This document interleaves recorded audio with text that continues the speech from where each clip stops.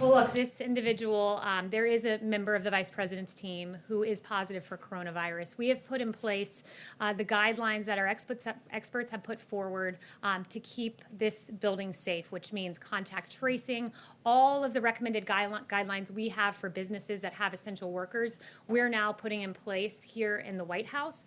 So as America reopens safely, the White House is continuing to operate safely. Yes, John. Kelly, the president, of course, we saw go down to the World War II memorial with a group of 7 American heroes, all in their 90s. Did he give any consideration to wearing a mask, given that his valet just tested positive and he's with some of those in the most vulnerable population? Did he consider wearing a mask while he was with these veterans? Well, this president is regularly tested. This president will make the decision as to whether to wear a mask or not.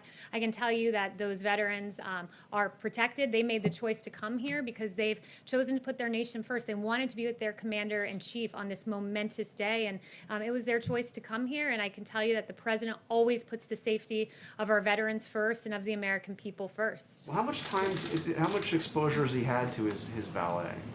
Can you give us a sense? I can just tell you that we've taken every single precaution to protect the president. The same guidelines that our experts have put in place. We clean the facility. We social distance. We keep people 6 feet away from one another.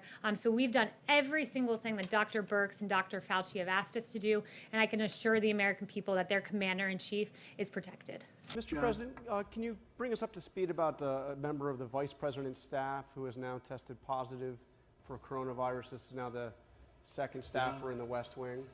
Yeah, well, I don't know much about it. Does anybody want to talk about it? She's a wonderful young woman. Katie, she tested very good for a long period of time, and then all of a sudden today she tested positive. She hasn't come into contact with me. She spent some time with the vice president. I believe, the press person, right?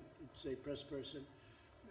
So she tested positive out of the blue. This is why the whole concept of tests aren't necessarily great. The tests are perfect, but something can happen between a test where it's good and then something happens and all of a sudden she was tested very recently and tested negative.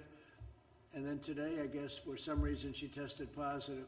So Mike knows about it, and Mike has done what he has to do. I think he is on an airplane going to some faraway place, but you'll be able to ask him later on. But they've taken all of the necessary precautions. I understand Mike has been tested, Vice President, and he tested negative. Mr. President, but if this can happen here at the White House, 2 people tested. It can happen anywhere. It can happen. So what? You see where it happens. Still confident going back to work then?